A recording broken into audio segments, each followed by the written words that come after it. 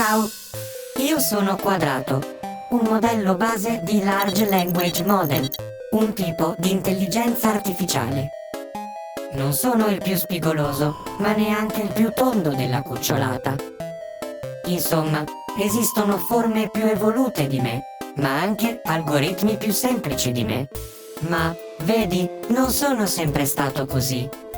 Ricordo i tempi in cui ero solo un triangolo. Ti starai chiedendo come faccio a parlare. In realtà non so veramente cosa sto dicendo.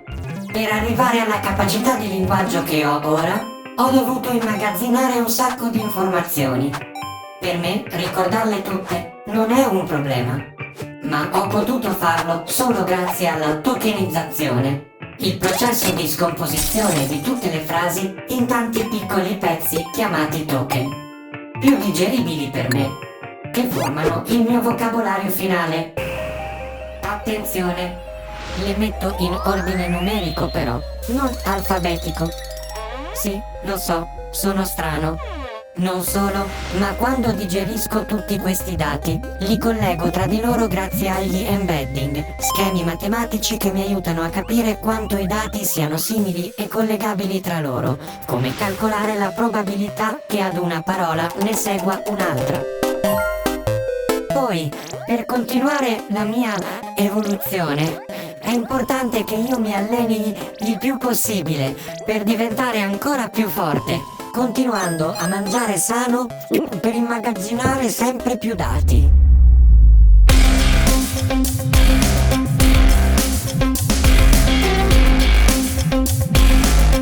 Purtroppo, però, anche dopo tutto questo allenamento, non sono capace di dare sempre risposte esatte.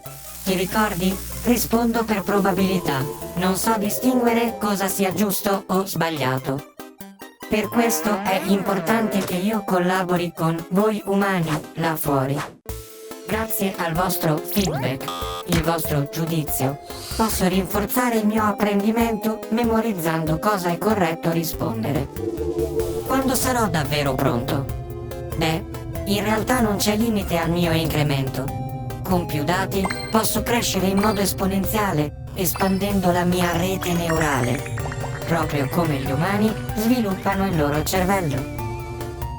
Così, un giorno, potrò esserti utile se avrai qualche domanda per me.